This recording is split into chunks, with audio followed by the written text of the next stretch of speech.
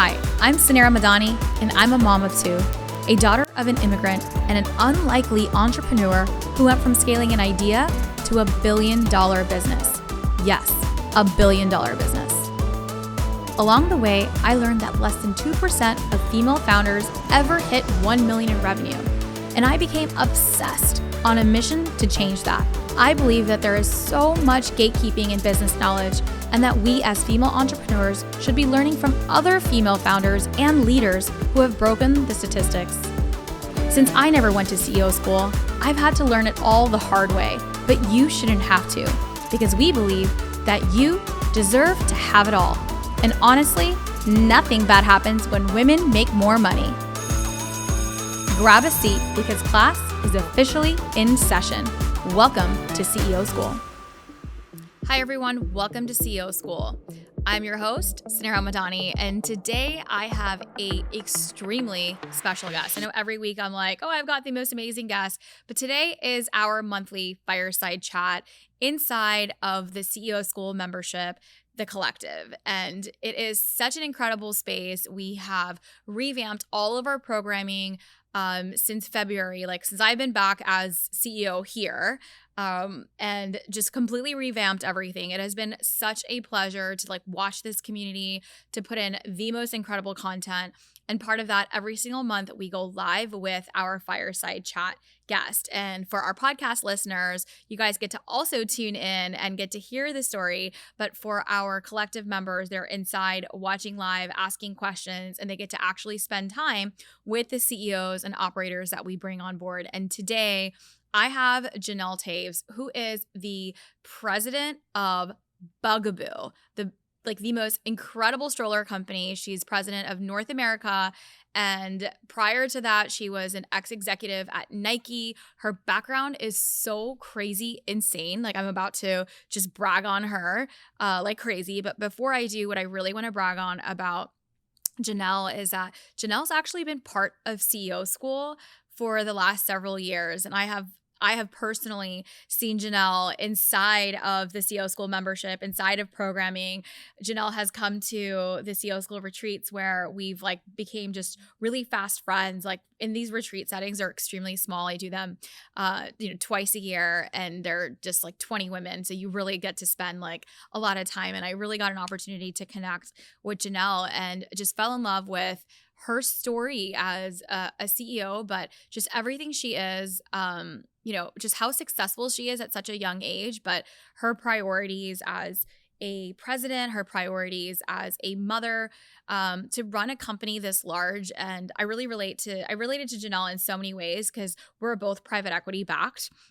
And I'm telling you, it is one of the hardest challenges as a CEO when you are private equity backed, because your company is owned by investors, and that's what private equity is. And it's not a bad thing whatsoever. It's just hard in a different way because control is owned by a majority owner. And so Jeanelle kind of shares that love of I just know a lot of the challenges that she's gone through because I've personally experienced them as well. So we became super, super close this last year. And then I invited Jeanelle to also come be part of her journey full circle at CEO School, to become part of our master coaches. So our goal at CEO School is always not just to bring in amazing women and CEOs, but to actually have actual CEOs and operators that are leading our cohorts.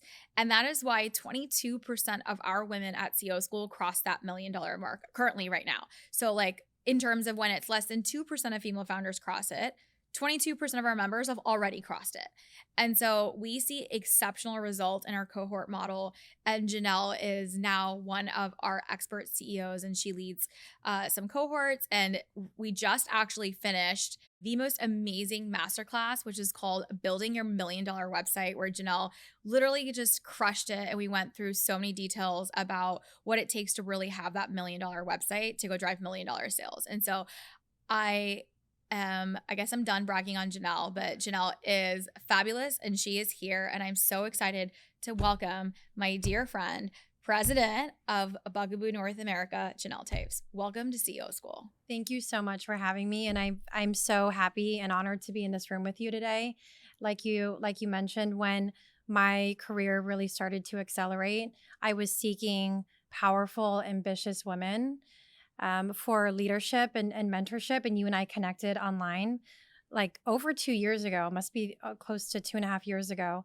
And I was immediately drawn to your energy, and you are so authentic in person as you are online. And so it's really truly an honor to be here with you today. Oh my God. Thank you. It truly is. Like, I really do love our friendship story as well. And just watching, just all of the places like that CO school has brought me in my, like this, it's brought me so much joy in my life. I've never thought that I could have this now chapter 2 career. Like this just feels so great. And so I'm so excited for you to be here, learning about your story a little bit today and just your experience. And I really do want to dive into, high level details, because I wanted the masterclass is for our collective members.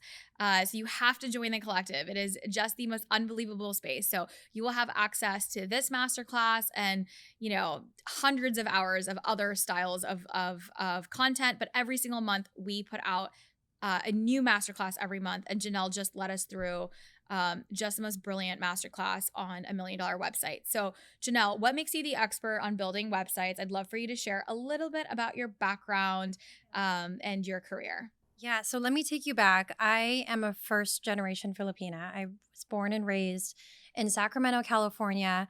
My parents, like so many, they came to America with really just this desire to build a new life from the ground up. And it's really important for me to start there because seeing that example and seeing that model has become a driver for me throughout my entire life and really why I am the way I am today. And that belief is really that step by step, brick by brick, you can create your own path to your dreams. And for me, at a really young age, I knew that path would be to see the world and to experience different cultures. I didn't know how I was going to do it. My family didn't vacation abroad, but I knew I was going to make it happen. So my career started and has always been in the digital strategy space. So my first job, I was working at a digital agency with small business brands, but then also big companies on the ins and outs of what made a great website. And so at the same time, I was working at this agency, I was also applying to business schools. And I was accepted into an incredible university in Barcelona. I booked a one-way ticket to Spain. I packed up my bags and I moved into a studio apartment. I didn't speak the language. I didn't know anybody. 1 year later, I went through an intensive MBA program and graduated with a degree in international business. And that really just started that chapter of my life. And from Barcelona, I moved to Amsterdam. I moved to the Netherlands. For personal reasons, I followed an incredible man who would later become my husband. And that's where my career really took off. I had the incredible opportunity to join Nike European headquarters. And I oftentimes refer to this chapter of my life as the School of Nike. It is arguably one of the best marketing brands in the entire world. And my job on the Nike.com team was to launch the website across 39 countries, 11 sport categories, dozens of different languages. And I would meet with the country leads and connect in the website with what was happening in the country. So events like the Women's World Cup, Paris Fashion Week, the London Olympics, that job took me all around Europe. It was a dream come true. What an incredible opportunity at such a young, I mean, you're so young, such a young age to like be able to be in Europe, lead this division, like be part of something so big. Did you ever feel like, I mean, I know we're still just getting into your background, but I have questions. Like, did you feel that imposter syndrome? Just like having to do Nike's 39, like launching the website in 39 different countries? Yes. Like, what was going on in your head at that time? Yes, I think I don't have very many regrets in my life, but one of the business regrets I have is that one time a senior leader asked me how old I was. And I lied. We've all done that. Yeah. I've done it too. I have done it too. What did you say? I mean, you just like said you were older. I was 30 and I said I was 35. Yeah. Just because I wanted to almost validate that I had tenure and Yes. experience. And in the moment, it felt so wrong.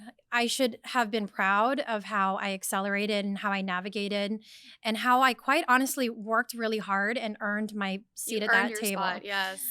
But Nike is such a legacy brand, and there were people in the room who would be at the company. We would go around the table. It was sort of a thing. Everyone would introduce themselves and say how many years they were at the company. And at the time I was 30, and I was in the same room as people who would say, I've been at the company for 25 years. That's almost as long as I have been alive. Yeah. So I would fudge my age, and I shouldn't have done that. But yes, there was so much imposter syndrome. Thank And you for sharing that, by the way. I feel very connected to that story. I feel like when I started fundraising, I started my company at 26, and it's like, why are they even asking you your age? But you feel like, and it's not out of like maliciousness. They're like impressed by you. They're like, how old are you? Like, it's not out of like this, like, but right. I've done the exact same. And I would round up beyond the 30s, but I was like 26 years old, and Yes. I just wanted to be taken a little bit Yeah. more seriously. Yeah. And I just relate to that. Thank you. I'm sure a I'm lot of women here are like, yeah, we relate to that. I'm glad I'm not alone in that. But sure, there was a lot of imposter syndrome, and so many meetings where before I would go into the boardroom, before I would present to the top levels of the company, where I would do all the things. I would do the Superman stance. I would take deep breaths. I would remind myself what I bring. And I think a trick and a tactic that I've learned through the years is, and I still use it today, is instead of dwelling on what I lack in years of experience, remind myself what I bring. And I bring I love that. a really unique perspective. I'm closer to the consumer. I am on social media. I know where they're shopping. I know who they're following, how they're behaving. I have a good eye. And I would write all these things down, and I would say, this is what I bring, that maybe I don't have the years, but this is my unique why. And everyone has that. Everyone has that. We all come with our unique perspectives and learned experiences and education. No one has the same perspective as you. I love that. It's focusing on what you bring, not what you lack. That's the CEO tip. I love that. Yeah, that's been my little trick, and that's what I would offer. And I think that mindset shift, you walk onto the proverbial stage with your head held high, opposed to feeling worried that someone's going to call you out because you don't have decades of experience. No, you bring what you have, and you bring it proud. So I love it. So at Nike, given the task of like 39 websites, you're all the, and I think one of the things that we spoke about in the masterclass was how you really had to bring the Nike brand to, and that feeling of those events and everything, just connecting with the customer. Would love for you to share a little bit about like what you were responsible for and across all of the different things, because I think there was so much to learn in that. yeah, I think one thing that Nike did really well, and other brands do really well too. At Bugaboo, we do the same thing, which is really fantastic. Brands will always put the consumer at the center of the conversation. And at Nike, that was, who are we serving? We're serving the athlete. And so it was always the athlete. It was not the product innovation team. It was not trying to better the last thing that we did, the last launch that we had, but it was, how can we serve the athlete with either a product or an experience? And at Bugaboo, we talk about the new parent. And you're a parent. I'm a relatively, new parent. My youngest is 2 years old, and I'm really there in that mindset of, what does a new parent need? How is this product going to empower them on this big new chapter of their life? So Nike brought me up with that mindset of putting the consumer at the center. And then you have the consumer at the center, and then you have products that you create, innovative products that you create to serve the needs of that consumer. And Nike is the best in the business at this, but they tell really powerful emotional stories that then connect the brand with the product to the consumer. I love that. And I think storytelling is such an important part of every single company, right? Every single CEO, like our individual stories are super important, but especially as a company, that is how consumers are finding brands and services, and it's connecting to that story. So what happened there post Nike? How did Bugaboo end up happening? Yeah. So post Nike, I I ended up moving to New York City with Nike, and truly a dream job. I was the GM of Nike Women's, looking after New York City and the whole East Territory.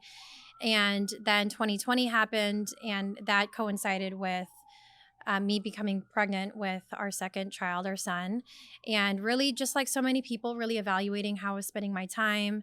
And sports has always been a big part of my identity. I love fitness. I love working out.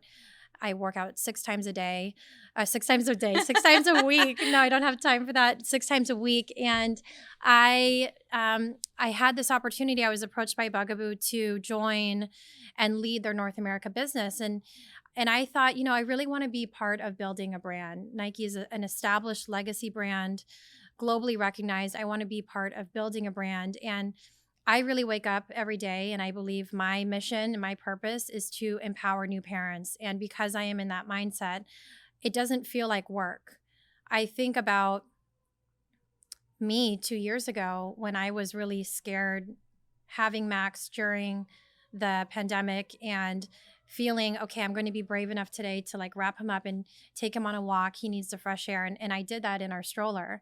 And so I think about every new mom, every new parent, and the stroller and the products that we build is really enabling them to feel confident in this new journey of their life, right? So I went through a pretty lengthy process because as you mentioned, Bugaboo is a growth brand, private equity backed. I went through 11 rounds of interviews, and you beat out all the boys.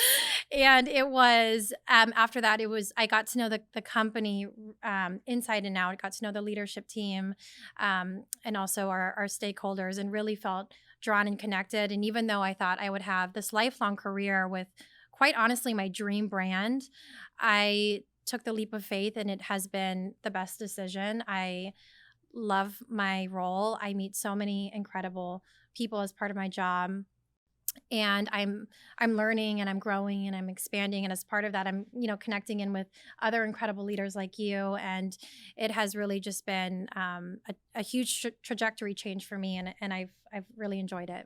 Oh my God, what an inspiring just story of your career and just what you've accomplished. I'm just so truthfully just so excited to see faces of presidents and CEOs that look like you, that are part of these amazing giant corporations. Like when I view brands like Nike and Bugaboo, but to see women at the top and at the leadership, that is something really, really proud, like really amazing to see. And it's just so inspiring to see you do what you do every day.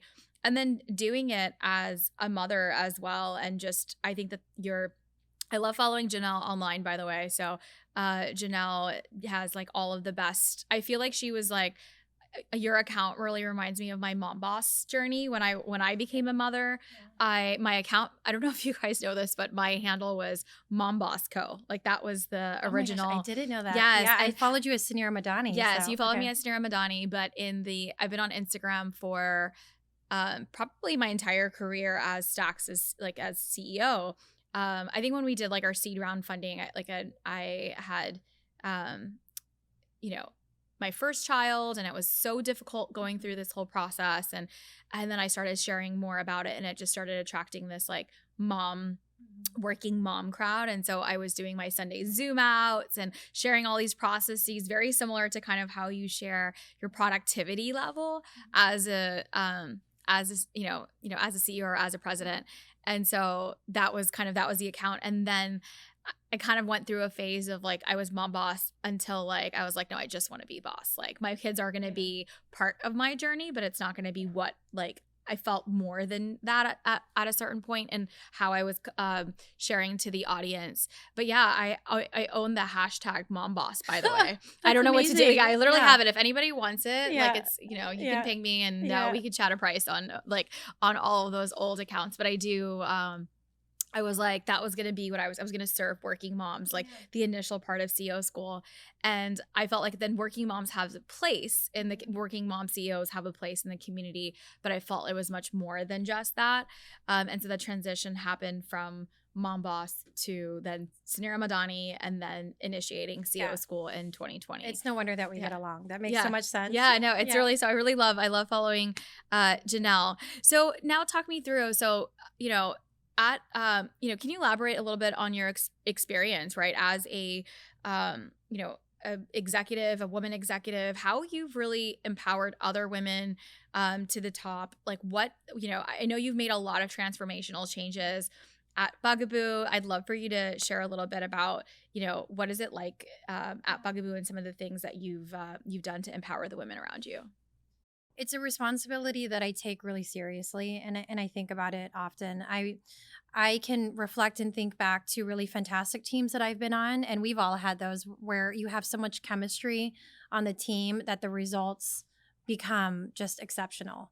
And we've also been on teams that didn't jive as well, and the byproduct of that then is mediocre. And so I am a huge believer in the culture that you create in the workplace, in the teams that you have. I have not always been in this position where I've had large teams. When I was starting out, I had one direct report. Whether you manage one person or 100 people, you have this ability to impact someone's life and how they feel at work, which is 8 hours minimum of our day. We spend more time at work than we do with our partners or with our families. So I take it really seriously. If you double click down into the makeup of our North America team, I have 80% women on our team. I lead a virtual team across US and Canada. 80% are women and 60% of those women are mothers. And so I really try my best I love to say, show me, don't tell me. Yeah. And so I'm really open. Hey, I'm out Friday as of 12 because I'm going to pick my daughter up from school. So let's get the meetings done by 12. I'm going to pick her up from school. Have a great weekend. And I feel like that shows a couple of things. One, you can do your job efficiently and effectively within the hours that you have. And for me, in order to be a great leader, I have to feel like I'm showing up the very best that I can for my kids. If my home life is unstable, then I'm not going to be my freshest, sharpest self at work. So I will prioritize my family. I will make sure that I'm being as present of a mom as I can. There are a lot of things that I don't make it to. I am not the mom that does the homemade cookies in the kindergarten. I'm not the most active on the PTA. But if I know it's really important to my daughter and if I can be there, I will move mountains to be there. I know you're the exact same way. And I am really open with that to my team. And I have put in formal and informal policies in how we work. So formally, we've updated the U.S. handbook to extend maternity leave and extend that to parents, to parental leave to any potential fathers, maybe new fathers on our team. We've introduced flexible return to work plans. And we also have year-round half-day Fridays. So that means that if you can complete all of your deliverables and you have done everything that you need to do, wrap up and spend that time either with your family or for yourself or on a personal project. And you know what? Productivity has gone up. And I was going to ask, that was going to be I think this is so incredible. Yeah. And I think that, these things are, they're easier said than done to actually implement. Yeah. And I know that these are things that as CEOs, and we're all listening here as business owners, we want that for our teams. Right. I do believe that women CEOs make better CEOs because we are more empathetic, because we do understand work is not, the everything. We do prioritize family, which includes our work family. We treat our teams like family. And so there's all of these positives that come with being a female CEO and having a female CEO at the helm. However, it is difficult to actually implement. It's one thing to say it gets done, and then how do you actually ensure, I was giving my next question on productivity, to making sure that the things that get done, people are prioritizing time effectively, because it's hard. I'm managing a remote team currently. And I've gone from the full, as I mentioned, like full in office. Actually, we were talking about that offline. Yeah. So the listeners here and the viewers here don't like, we'll kind of touch back into it. But I was sharing with Jeanelle that I've been used to being in office for a decade around people, and it's such a different level of an environment and productivity and just engagement and just the way I show up. I've been struggling myself transitioning into like a full work from home environment, finding that motivation to like really actually get ready as a CEO versus like, I show up fine, but like I'm definitely not showing up the way that I used to show up at Stacks, like even like in like, how I wore my suits and everything else. And so productivity level, I'm seeing the difference in work from home, and I'm struggling with that. So how do you keep your team productive? What are some, like, what's happening there? Engaged. So I think there's productive and engaged. Engaged. Yes. So it's a couple things, right? Okay. So there's definitely extra energy that you need to pour into Zoom to create connections, establish trust, create, quite honestly, psychological safety for people to offer up ideas or challenge. That is so much harder on Zoom than it is in person. So I have really dedicated and consistent meetings where it's really clear what the input and what the output is. So there's no time wasted. Otherwise, Zoom fatigue is really real. So we have really regimented touch points throughout the week where everyone is really clear what goes into that meeting and what goes out. So we are efficient with our time. And one of my leadership values that my team know about me now is accountability. And if you have a part in this meeting, I really don't care if you do it the 1 hour before the meeting or if you've spent 2 days prior prepping. You need to come with it, though. That's the agreement that we have. And so, yes, you can have really flexible cultures, but at the same time, high accountability, holding each other responsible, being really clear with feedback as a leader if someone has not pulled their weight, because over communication is really important. Virtual settings. Super important. I was literally having this conversation with someone on my team yesterday, and there was hiccups that were forming. I felt like, I'm like, what's off? So I gave her a call, and I was like, we have to over communicate. We're like, that is the most important thing that we can do is over communicate versus under. Yes. I agree with that. And people need to hear messages multiple times. Yes. You're not being repetitive. And so I will say something once in a meeting. I'll say it at the end of the meeting, and then I'll follow it up in an email. And so being hyper clear. The information sandwich. Yes. And so I've never even heard of that, but yes, the information sandwich. So I would say. Well, it's the compliment sandwich. Have you heard of the compliment? Yes, of course. Yes. The feedback sandwich. Which is that's not the good sandwich. That's not the good. You don't want to give that. That's where you, like, when you're trying to give like direct feedback, this is how we like tend to give feedback, is we like say something nice and then we like put it in the middle. We're like, oh, well, can you please work on this like feedback? Like, here's like the negative part or like the hard part. And then, oh, but by the way, you're like super great. So that's like the compliment sandwich. Yeah. And we sandwich the actual meat of the sandwich, like the main part of it. We like throw in the feedback inside of that sandwich. And that's not how you give feedback, because all the person heard was, I'm great. Yeah. And I'm great. Like, they didn't actually hear the message. Yeah. So you don't want the compliment sandwich. You want to be direct and just give them the meat. I was just saying the information sandwich. Yeah. But you could say things 3 times and they will get it. So I'm moving the compliment sandwich to the information sandwich. Yes, exactly. So and I think, I forget who said it, but one of my favorite quotes is like, the best gift that a leader can give is clarity, is clear communication. And so in the virtual environment, it's consistency with your meetings and making sure that they're really productive, and ask your team, is this the best use of our time? What are we missing? Because the last thing I want is that it's the best use of time only for me. That's not doing anyone any favor. So I will ask my leadership team, is this the best use of our time? This is what I'm trying to achieve with this meeting. Should we run it a different way? And because you ask for that feedback, you invite the response to be criticized or to say, I think we should do it otherwise. And you must listen to that feedback as a leader and implement the changes. So I have worked with my team really hard on the types of meetings that we have and taking their feedback to make sure that they're efficient. I over communicate verbal and written. I'm really clear. I could probably be better, but I try to be really clear when I'm let down by something or when something needs to move faster. And then if we do those 3 things and everyone's united on what the end goal is, on the vision, you can open up the aperture and just have people do things on their own time as long as they deliver. And so I would say things like flexible return to work and our summer Fridays, we actually call them Win Fridays, what I need Fridays. Take that time to do what you need.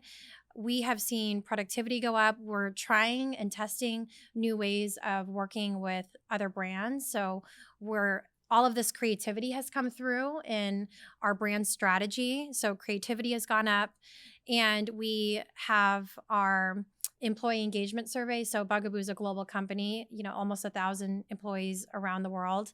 And we have these biannual employee engagement surveys. And our team for the last 2 years has been the highest scoring team in terms of happiness. So CEO Jeanelle over here, Miss President, crushing Bugaboo North America. I'm just as much as any business result. That's people. That is amazing. That's people. Amazing. That's culture. And whenever we go on and move on, You're my favorite CEO. I love you so much. You're my favorite. I love you so much. Thank you. One day, my dream, and I'm going to say it out here, is that Jeanelle is CEO of CEO School. Like, that's my dream. Oh my gosh. If I were going to pick somebody, I would pick Jeanelle. I have loved CEO School as a student for 2 years now, and now not paid. This is not paid. No, this is not. This is real. I mean, check the receipts. I have been a student of this community for over 2 years. A retreat attendee where our relationship went even deeper, and then now to take it to the next level, we're just like adding on. Adding on. I love now it. to be a cohort coach, and then yes, we're gonna put and it our out in master the class. This master class was so amazing. Okay, so let's kind of get into some of your expertise. And I think you're an expert marketer. I mean, you've worked for some of the biggest brands, which carries a lot of weight. And as a big brand, you do things right. But you also have this knack for growth, right? So it's one thing I've seen marketers be focused on just the brand strategy, but not into the performance marketing side of it, which is actually tangibly delivering growth and results and making sure that customers are buying and revenue is going up, right? So that part is also important. I think you do that so extremely well. And we just recorded the masterclass on a $1 million website to drive millions of dollars of sales. And so I would love for you to just high level. We talked about like the 3 most important things. We talked about the front door. And so I'd love for the audience to kind of just get a high level sense of how you view building a $1 million website. Yeah. So we talked about your website with this metaphor of a brand flagship. So imagine you are walking down Fifth Avenue. I'm based in New York City, so I spend a lot of time walking up and down Fifth Avenue. And these doors are the proudest spaces of these global brands. It's where they spend the most time. They invest the most retail dollars. They make sure that their store staff are properly trained to represent the brand and the product. Your website is your digital flagship.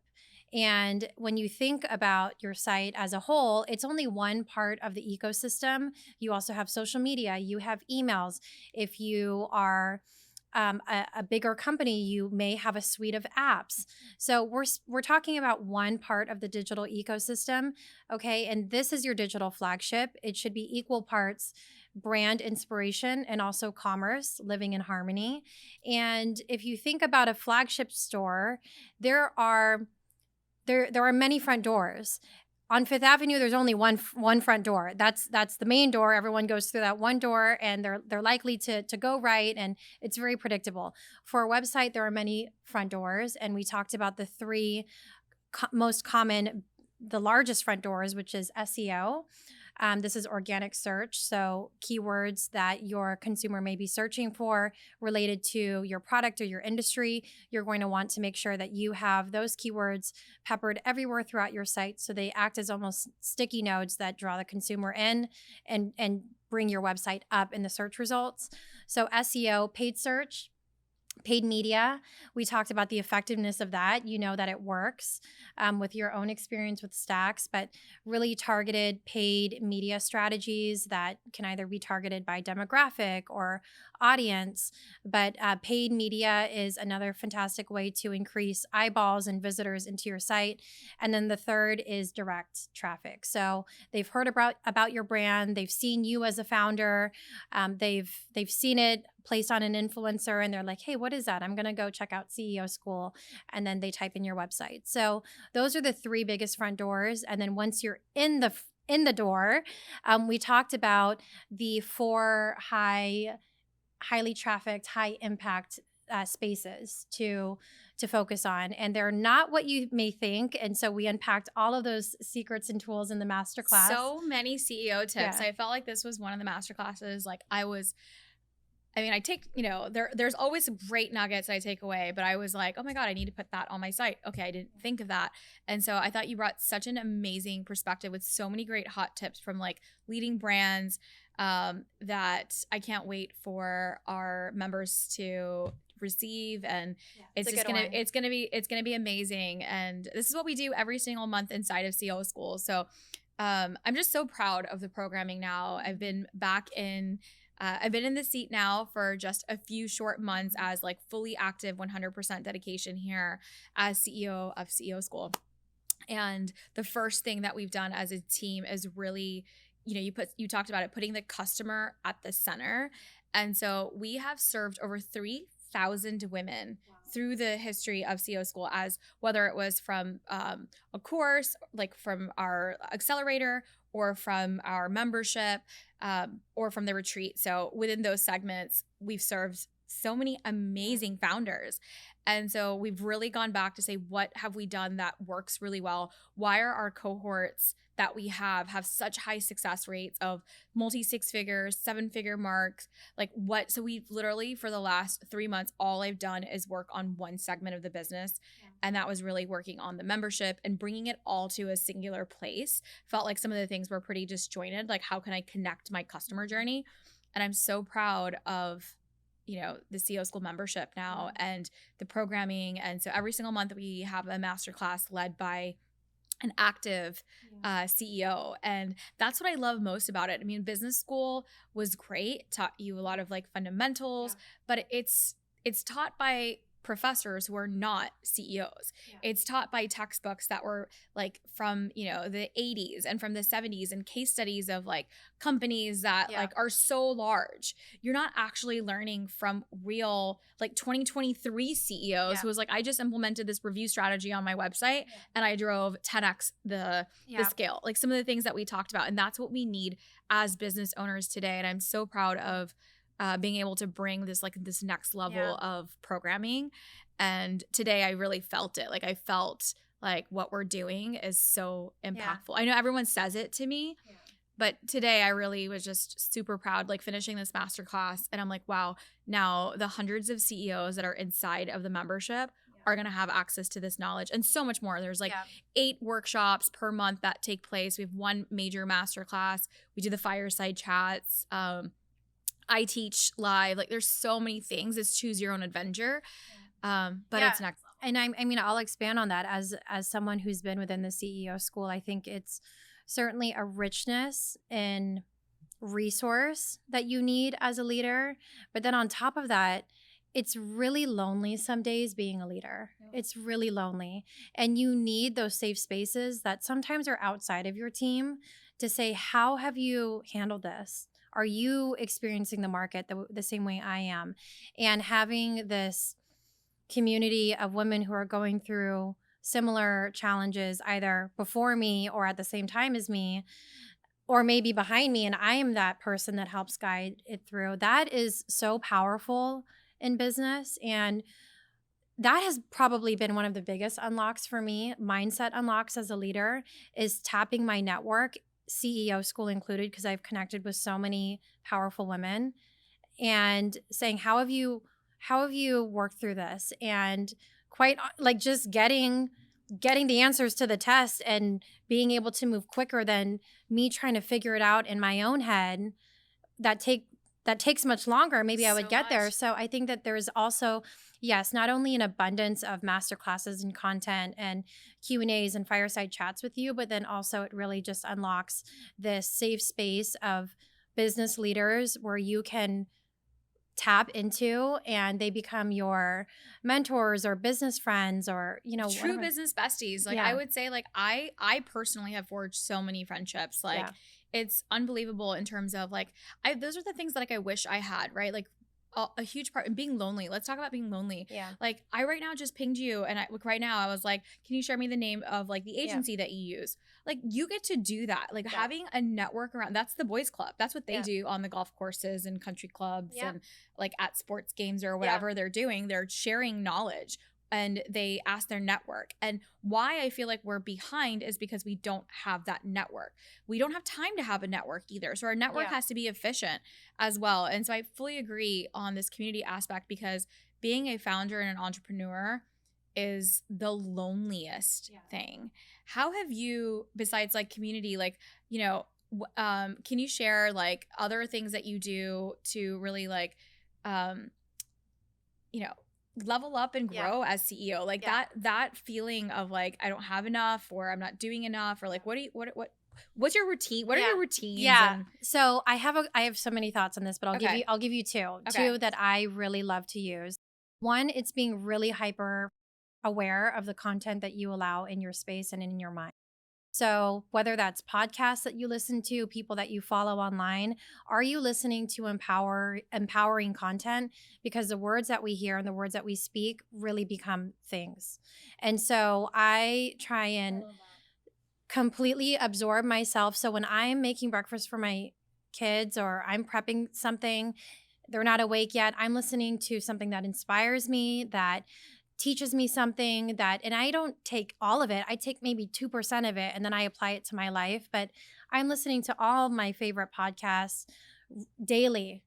CEO School is my favorite one, of course. I know you drop on too. I know you always send me a screenshot. I know. You're like, I love this one. I know. I'm always like tagging you up and like sending you like texts like, oh, I love this one. And so be really conscious of the content you consume, the books that you read, the podcasts, because all of those things, like, just, I love that you're saying words do manifest, and I do agree with that. Like, when you see certain things or you hear certain things, you start. You also speak that start like it's almost like the Friends. Like, Friends have such like Mila came home the other day, and she's like she said some weird phrase, and I'm like that she's like not interested, or like she said something weird in a funky way. And like I heard her say it twice, and I'm like, that doesn't sound like you. Which one of your friends says that? Yes. And she goes, oh, actually, my friend London says that. Yeah. And I'm like, yeah, because she's hearing those words and she's like not interested. And now she says it as part of her language. Words do matter. Words have power. Yeah. Words but have it's power. like building yourself around I love that. Building yourself around that tribe that you want to have. It's like in your ear and in the books. Yes. You are the company you keep. And this is a great way to get the right company. Yes. I fully believe in the power of proximity. I love that. Not only like physical in real life people, in life, real in life friends. And I have just a handful of mom friends that are ambitious and in their own way that I meet with regularly, and they help me pick me up. But also, you don't need physical friendship. Like, the power of the internet, you can connect with people online now. And so one, be really conscious of, are you surrounding your mind with empowering, inspiring content? And that will really help you during the hard days. So that's one. And two, every month on a Friday, I meet with someone who inspires me. Wow. And I call it my power lunch. And I don't have a ton of time, so I can only do it once a month. But I will make sure that I am having lunch with someone who I want to learn something. And I go into this meeting with this person because now you also get off at noon on Fridays. Yeah, exactly. So if on my Win Fridays, I will use one of those Fridays to have lunch with a business friend. So, and I will do cold outreach to someone who I vaguely know and just say, hey, can we grab lunch? There's something that I would love to pick your brain about. And I will come in with a specific topic that gives them something to react to, and it gives me new perspective. And then they become, then you nurture that relationship, and then it becomes someone else in your little black book. But I really take time now that we are through 2020 and nurturing my circle, because I really do believe your network is everything, especially when you get to a certain level in your career, when you cannot figure things out on your own. And maybe this person, I'll ask them for some perspective. Maybe another time they'll come to me for perspective, and it's just this give and take. So I try once a month to tap into this inspiration with someone that I want to get to know on a deeper level. I love that. I need to. I'm excited. I'm gonna implement this power lunch piece of it. I feel like I get invited to lunch so often that I've literally stopped I've gotten this, like, I feel like it's just been I've created this kind of like, I'm always having to give. I don't get. Yeah. But I love the flip of it. Yeah. To like inspire me to kind of like get back to doing that. I think that's such a great idea. And it kind of comes back to a lot of the similar things that, like, Jeanelle, I feel like you and I say the same stuff all the time. Like, relationships are important. And that's what I fear the most about our generations, that are like just the way that this digital space is. Relationships are important, whether they're digital relationships, whether they're in-person relationships, but building and cultivating relationships is so important. And I've shared this multiple times on the podcast that, the best advice that a female mentor gave me is that she said to me in my early stages of my career that you need to collect relationships. Like, treat it like a collection. Yeah. And every year she tells me, like, she's just like, add to that collection. Yeah. And that's how I love that you called it the little black book. But I have a collection of relationships, and there's no asks, there's no anything, but I've built and cultivated these relationships. So when I'm like, hey, Jeanelle, can you fly down to Orlando and come to the studio and like give me a whole day of your time to do this? You're like excited and like ready to give to our audience, right? And or whatever I may need. And it's not like you make these asks often either, and you give to these relationships, but relationships are so important. And that's just it. Relationships are important. Community is important. And taking that time to say, okay, let's just build relationships for the sake of actually building relationships. And we're in that mindset of we're such a fast, like, we need instant gratification. We're so attuned to just like, that's what we're given all the time, is that instant gratification. And it's such a bad thing for us to have, because that's how we're approaching life now. Like, we're approaching life in this like 15-second thing where it's like, okay, even our phone calls, like, if you look at how, like, take a look at your phone calls, like, over the last, every year they're like decreasing and decreasing. I'm texting more and more. I'm voice noting now is like versus the phone calls, like, and there's just like this lost art of, and like it's so important, and I'm so afraid. So just a reminder, like, we've got to hold on and build real. Yeah. And my filter is, because I think you touch on something really important, Sanira, and that's that you can feel fatigued by it, and you can give. And at one point that feels depleting. And my filter is that if someone asks me to something in the future, if this is not something that I have an immediate yes, like I would do it tonight, then my answer is no. And I would rather give myself fully to fewer things and genuinely happy and excited to be there and to cultivate those relationships than to do a peanut butter spread and give myself to everyone and everything, and then it's low quality to everyone. So I don't say yes to everything. I can't, because I have, my order of priorities, which is making sure I show up for my family and my kids. My kids are like your kids, young, golden. I'm in the golden years right now with my kids. They're just little. They love to spend time with me. As they grow up, their needs will change. But I really don't want to miss out on this chapter. And so it's really important to me that I'm a present mom as best as I can, and then doing a really good job in this ambitious career that I'm building. And then anything that I have left over, they're the relationships, the people that I really believe in, the people that I really feel expand my mind, expand my vision to what's possible in my life. You're one of those people. And so those are the relationships that I'm like, okay, I genuinely want to show up for this. And because I genuinely feel like that, and it's a yes, if it were like tonight, can you be here? Yes, then I'm going to go and I'm going to do it. Otherwise, it becomes very depleting when you're trying to like keep all the be it to everyone. Yeah, exactly. I love that. Speaking of your kids, I would love to talk a little bit about, when we're coming up for time and there's like so much we can talk about, but I'd love to hear about how you stay productive. I mean, you live a really busy life.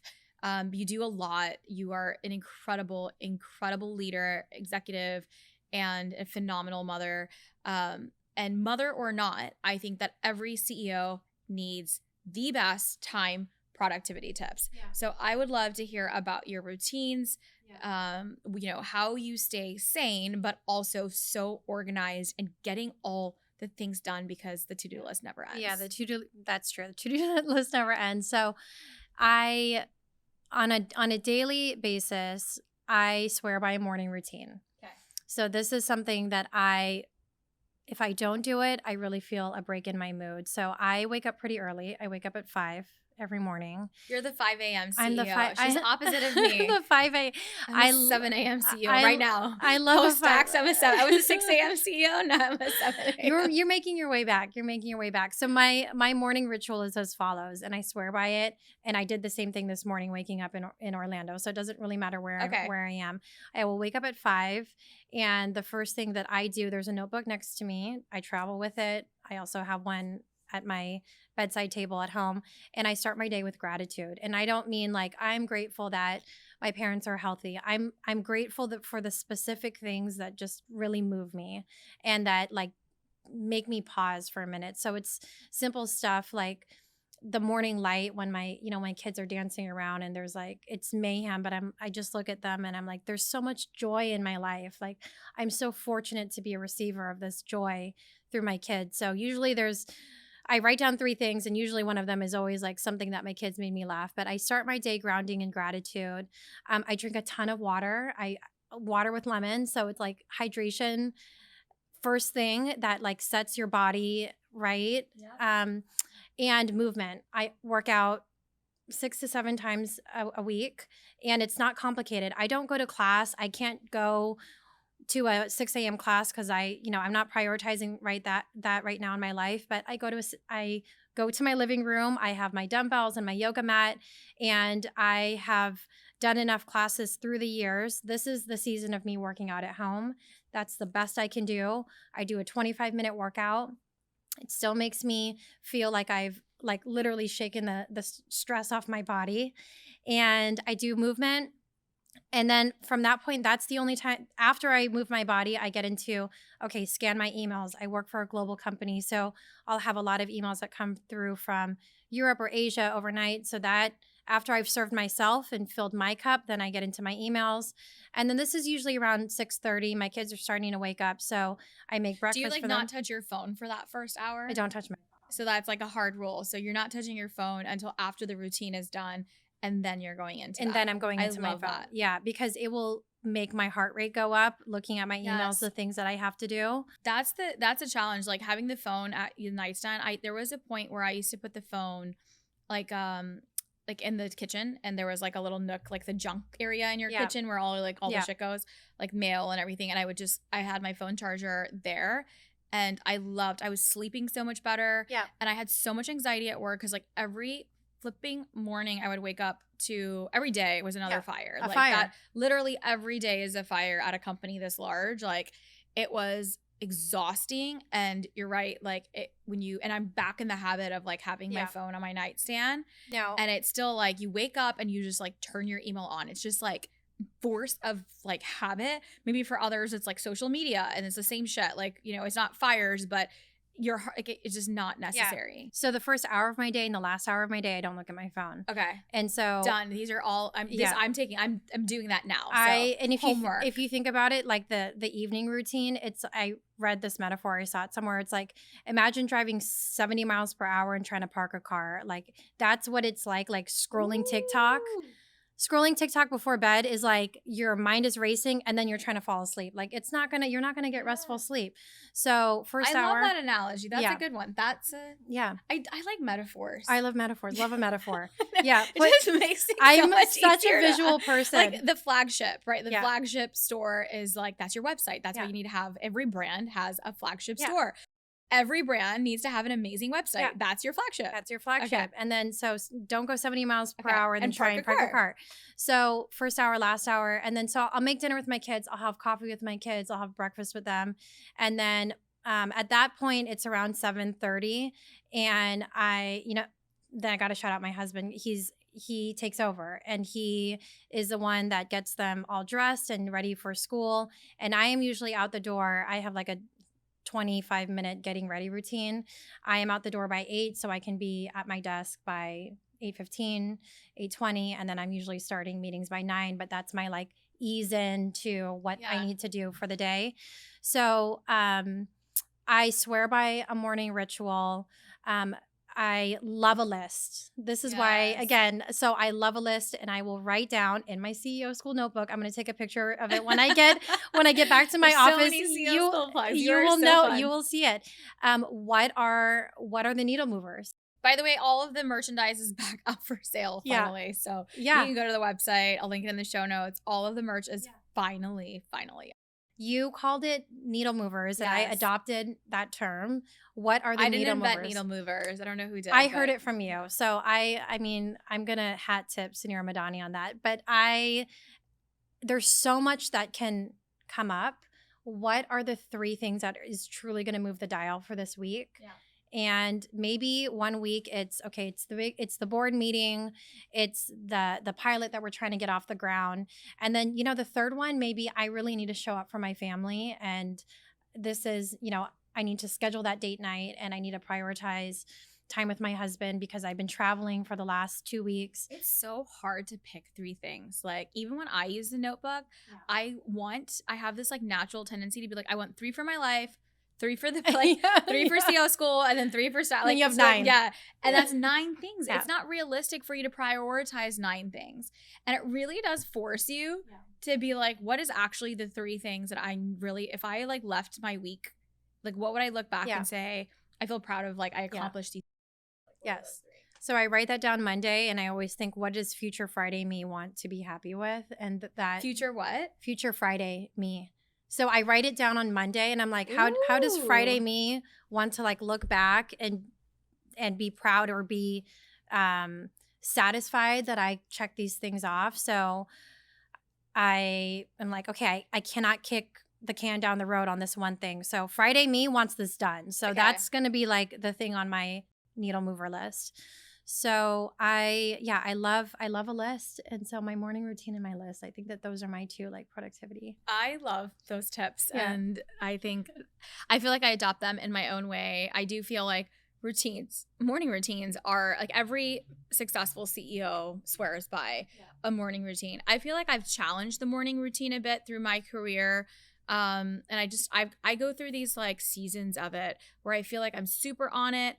And then I kind of give myself some grace and I'm like off of it. And then I'm like, I get motivated again. So like today I'm like super inspired by Jeanelle. And now I'm like, okay, I'm going to get all of my things ready and we'll get back into it. But I do believe that the seasons that I do have it regimented, that I am a lot happier and more productive. And so super important. I really appreciate these tips, especially as a CEO and a mother.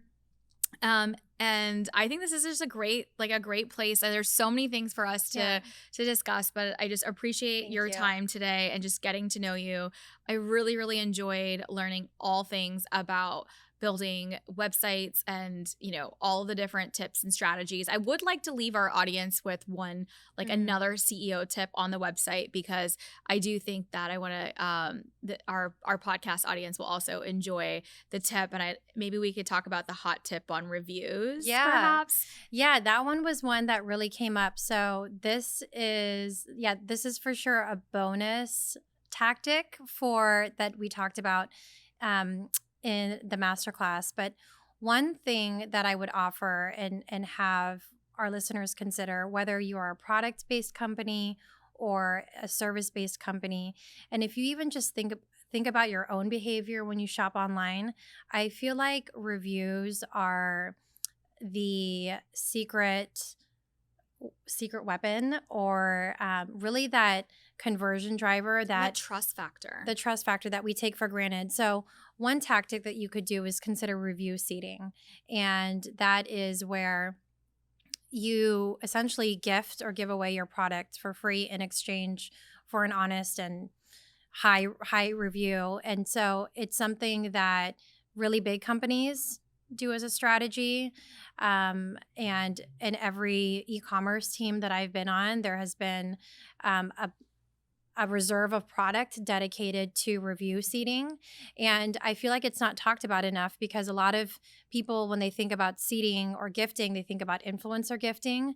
And that's great if you're trying to get more eyeballs. But when you are doing what you should be doing to get people through the front door of your flagship, of your digital flagship, you need to be able to convert them at that last mile. And powerful multiple reviews is a way to do that. So think about review seeding as a way to increase your digital business.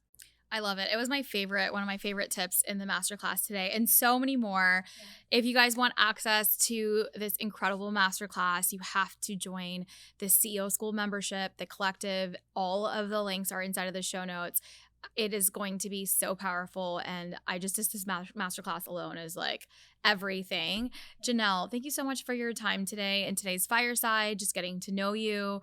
You're such an incredible leader, mother, friend, master coach, all of the things. Thank you so much for your time. I know I learned a lot today, and I know our audience learned a lot today. Let's give Jeanelle some love. She has been a podcast listener. Like, she's been everything for the last 3 years. I would say she's definitely our super user of CEO School. And we'd love to blow you up all over Instagram and tag this episode. So if you love today's episode, screenshot it. Tag Jeanelle. It's Jeanelle Teves. I'll link it into the show notes. Tag me, tag CEO School. And as Jeanelle said, we've got to have reviews, and leave us a review. This is how this podcast grows. And so please do leave us a review. This is how our community grows as well. And so leave us a review. And if you do that, screenshot it, send it over to me, and we'll send you some goodies. And I'm just so honored today. Jeanelle, thank you for your time, for your grace, for your leadership. This was such an incredible fireside chat. We'll see you guys next time at CEO School. Thank you for tuning into today's show. If you loved it, leave us a review. We are so proud to bring you authentic conversations, game changer expert guests, and valuable content on and offline. The best compliment you can give us is by screenshotting today's show and tagging us on Instagram at CEO School and at Sanira Madani. We are obsessed with swag, so don't be surprised if we want to send you some. Thanks for tuning into class today, and remember, nothing bad happens when women make more money.